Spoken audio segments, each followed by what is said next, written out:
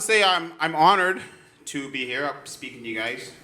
This is first appreciation, first responders night, and we got the police personnel, firefighter personnel, EMS workers, and these guys and girls put their lives on the line every day for us. They help us through situations that are tough, not situations that others don't want to do, but they can't do, okay, because we are all chosen to be able to do certain things in life, and these people are chosen to do what they do, and they do it well, and we're thankful for that. So let's give them a round of applause.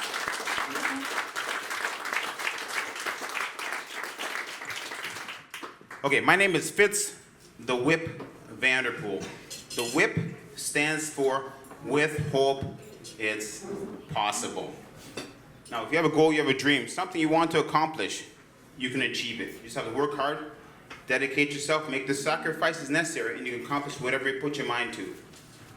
I come from a family of 5 boys who were all boxers. I was the middle child, and I was not, of the 5 of us, I was not the one that was gifted. My other brothers were gifted. One could punch hard, one had fast hands, one was a southpaw. They all had different special gifts, but I was just that guy who was just in the middle, didn't have nothing special to me. But what I did have was I was a hard worker. I worked hard to get the things I want to get done. And that's how I went on to win 6 professional championship belts. Actually, so I want to tell you about my first belt I ever brought back, the first belt I ever brought back to the Kitchener Waterloo, back in a long time ago. It was the first belt that was ever brought back to Kitchener Waterloo. It was the Canadian Professional Championship belt that I brought back. And heading into that fight, it was special to me because the fight before I got knocked out. So normally your manager would give you some easy fights to build your career back up. But I had no manager. I was self-managed, self-financed, self-promoted. And that being because I was old when I turned pro. In terms of boxing, I was older. So nobody wanted to invest in me. Nobody believed in me. But I believed in myself, and my trainer, my Papa Joe, God rest his soul. This is Coach's Week too. So, rest in peace, Coach. But yeah, so him and I, we went out there in hopes of becoming champion. And coming off a knockout, I had a chance in 1996 to fight for the Canadian title against a guy named Tony the Bad Boy Badia. Now, his nickname was the Bad Boy because he was knocking everybody out. He was 13-0 with 10 knockouts. So he was knocking everybody out. And here's me. My name's the Whip. With hope it's possible. Okay, gotcha.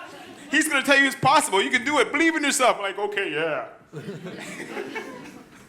So I went into the fight.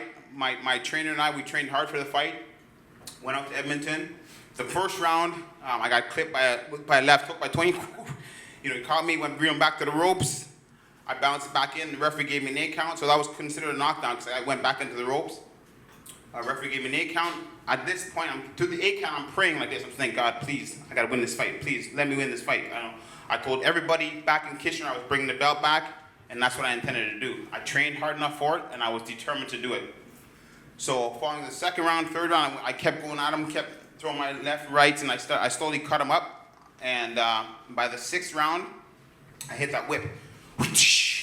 With hope it's possible. Well, you know what happened from there. I jumped on him. Had him back on the ropes. I was just boom, boom. Then referee stepped in and stopped the fight. I stopped him. I knocked him out there. He was a mess. Actually, you actually go on YouTube and see this fight. It's on there. If you don't believe me, go see it. It's a good fight. And so I won the belt. I left the arena, and I still hadn't believed actually what I had done, because I just won the belt, became champion, beating the guy that I wasn't supposed to beat. So it wasn't until that night I had the belt around the waist and I walked out in the fresh air. I'm like, wow, this is not a dream, this is real. I said, I'm the champ. I'm like, wow. So from there, I was excited to get back home to show everybody the belt that I told them I was going to bring back. They're like, oh, no, I was determined to do it. My hard work and determination made me persevere through that to win the belt. It was special, not because it was the first belt brought back to the city, but because of what I had to go through in order to win that belt. Come back from a knockdown, get up, dust myself off, get back in the fight, finish off and win the belt. And so that belt I'm really proud of. But the thing, like I said, what I say, and I keep letting everybody know that, if you want to accomplish something, it's going to take a lot of hard work. People like, oh, I want something done. You know, the younger generation now, they want things done. They want instant success. They want things right away. I train fighters in my gym, young fighters. I've been doing that for 17 years now. I have these young fighters, they come in, they see my belts, they're like, oh, I want to be champion like you. I want to be champion like you. I'm like, yeah, well, you know, you got to put some work into it first, right? They're like, oh, well, you know, when can I fight for this? When can I said, hold on a second. You got to train yourself and get ready first before you can get in there for that first fight. These belts did not come overnight. I put years and years of working in order to make it happen. And that's how I became champion. Now, they want it right away. They want to be champion right away. They want to get in there and, you know, say, okay, I'm a champion. But no, you have to put the work in. It doesn't matter what you do. For me, when I see somebody with a nice car, nice home, I said, I know that person worked hard for that. Because it ain't coming easy. Because if it was easy, everybody would have those things. But everybody don't. It's not easy. It'll take a lot of hard work, and that's how you get things done. And, you know, for me, through my boxing career, that's what I took from it. Like, you know, when I get fighters coming into the gym, they want to become champions, and I'm like, you know what, no. I said, you know what, I teach them life lessons and life skills. Because whether they become a champion or not in the time they spend in the gym is not really important. What they do with that, what they learn from me in the gym and carry with them outside in their everyday life the next 50, 60 years, that's what's important. So I teach them life lessons, life skills that they can use in everyday life and use for the next 50, 60 years and grow, whether, you know, whatever business they're working at or whatever it is they're doing, they can be successful at those things, knowing that, yes, with hard work, it is possible. You know, with hope, it is possible, because that's what it all boils down to. We talked a little bit about, you know, what I do with the kids, visiting a lot of kids. I have a lot of kids over the last decade I've visited in the hospital. Some of them were kids that were actually members of my gym, and, you know, they either got into accidents or they have cancer. I visit those kids, bring my belt, you know, try to cheer them up, bring them hope for another day. One young guy we lost about 3 weeks back. You know, he had cancer, and then anyways, I just happened to get in there, managed to see him 3 days before he passed away. And when I got there, I saw him, you know, his eyes, like he was sleeping for 2 days, hadn't opened his eyes. His brother was rubbing his head saying, you know, hey, coach is here, you know. And he's still sleeping, and, you know, did it about 4 or 5 times. About 15 seconds later, he opened his eyes, he looks up, little smile. I'm like, yeah, I said, okay. His brother said he'd been asleep for 2 days. I'm like, you know, that smile alone made it for me. You know, so, but anyways, you know what, the young guy, he was losing hope. He was losing hope. I gave him hope to hang on for another 2 days, and eventually, you know, he just gave up and said, you know what, that's it.